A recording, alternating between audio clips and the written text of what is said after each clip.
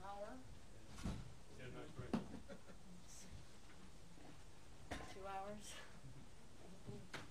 I don't think that's going to be helpful.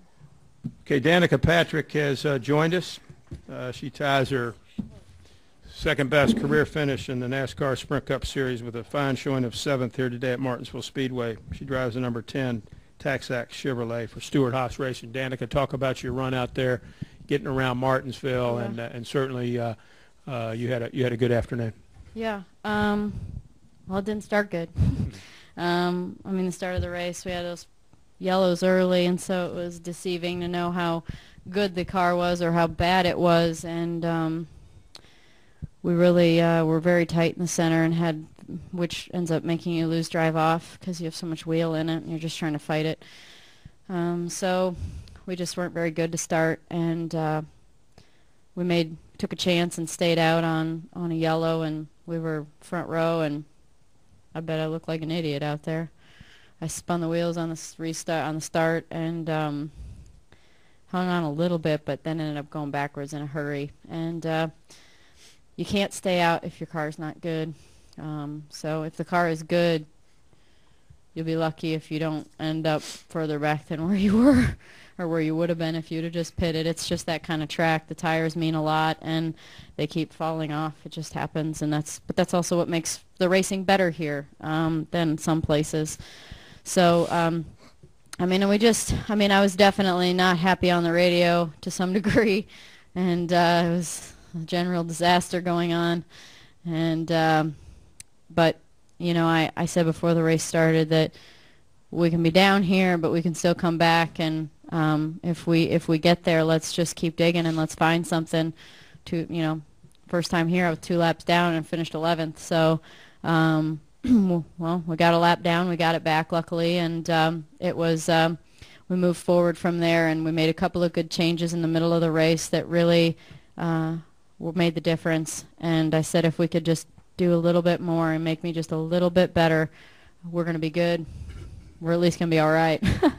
And that's what we did. So a little tight the last 2 runs. So I'd say the last 100 laps, I guess, were not great, but they weren't by any means a disaster. It was just not as strong as what I would have wanted, especially as the run went on. So we tried a little bit of left rear pressure, a little bit of right front, and neither of them really did it. And when I say little, they were little changes. But this track tends to trend towards tight, so I just was more concerned about wrecking the balance of the car than I was to just deal with a little bit of something that wasn't perfect. So I'm proud of everyone for not giving up and for keeping their head in the game, and the pit crew did a great job. They were frustrated last weekend after making a mistake on the last stop, and it's team effort, you know. I'm going to make mistakes at the very end too, but I'm not going to lie. I was glad there was not a yellow at the very end coming to the white. I was glad for that.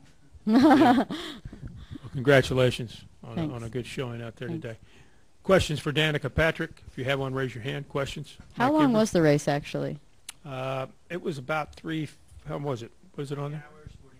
3 hours, 49 minutes. That just doesn't seem that long. Is that a long Martinsville?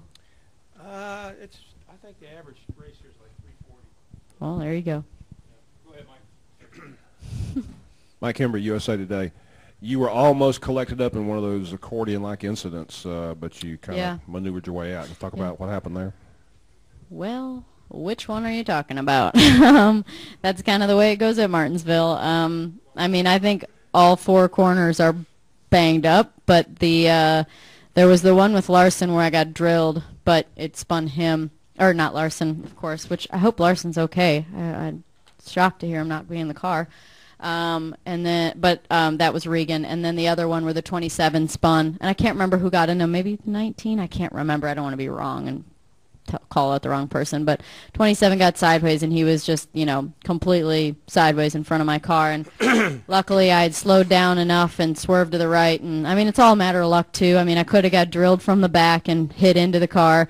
I could have swerved to the right and had somebody clip my right rear and spun. Somebody could have been out there. So crashes are about observing where you're at and, you know, making a good decision about where to go, but they're also about luck. So I got lucky that there was nothing in my way to get around that one. That would have that would have probably wrecked my day. Jeff, did you have a question? Somebody else on the front That row. is one long beard. Yeah, that is. How long you been growing that thing? 2 years. 2 years. Good for you. Go ahead, Bob. Bob Pocker, CSPN. What do you feel like this finish says about the communication between you and Daniel, the fact that you were able to get a car better during a race? Yeah, Bob, I think that's a good question. I said after the race that I'm really proud that we got it better instead of what has been happening most of the races, which is we start really good, find ourselves somewhere in the top 15 for sure, and then all of a sudden we make a change on a stop and we go slower, and then we make another change and go slower, and then I'm like, take it all out. It's not working. The car has less grip, and then we go and we're like, there it is. We just dialed ourselves out for 100 laps. And so I was proud that today, while we didn't start off quite as well, I would take this transition any day to end up with a top 10, then start off all right and struggle in the middle. So the middle of the race was where we started improving. And so I think this is a step in the right direction of, a better trend of our communication and what we're doing. And we still learned out there. I mean, at one point in time, I said that change didn't, the changes didn't work. And I was like, I think maybe we should go this direction. And after the stop, I said, did you take that change out of the right front that I asked for? And he said, no. And I was like, well, when I say it's not better, take it all out. You dial yourself out very fast in these cars. So we're still learning, but it wasn't too big of a problem. And once we got that out, that's actually our best run, I think, was that one. Let's go up to the press box. Questions for Danica. Lee Spencer, Motorsport.com. How would you characterize your relationship with Daniel overall? I mean, this is what, race 8 or 9 at this point. You guys feel like you're trending in the right direction? Yes. I feel like we have a very good. Very good business relationship. We laugh, and hang out and make jokes, and yet I feel like it's very matter of fact, the things that are going right and wrong when we go through our weekend, and I feel like there's not a lot of emotion, or nobody feels like it's personal as we go. It's really just about making it better. And it's hard because this sport, we spend so much time together, and everything we do, we put our heart into, and it's everything we've got. And so when things don't go right, it can feel personal. That it can feel personal. And but I think we have a very good working relationship, and I don't want that to sound cold. We get along great, and we have a lot of fun. I think that the balance in the front of the hauler with all the engineers is I think it's really good, and I think we have a lot of fun, but we also do good work, and I'm lucky. I have 3 really, really, really smart engineers on my car, and I think that shows, because every weekend we arrive, we're in the ballpark. We're not starting off and rolling off and being 36th on the board and trying to figure it out. We roll off, and generally our problem is not where we start, but where we go. We got to make it better, and that's also is the same in the same thread as the race. We got to make it better. So I think that we're on our way, and we're learning what changes I feel, and the best way to communicate. Any other questions in the press box? Let's come back downstairs here. I think, Jay, you had a question all the way in the back there, Cynthia. Or Jay Pennell, Fox Sports, kind of piggybacking off those questions. We've seen Kevin run well. We saw Kurt run well. Tony was running well today. You ran well. What's this say for the entire Stewart-Haas organization moving forward, that all you guys were able to put up solid results? That's another thing that came up on pit lane is somebody asked about me being good here, and I said, well, I've been driving for a good team the whole time, and the car has to be good or I can't go fast, and the first half of the race is a perfect example of that.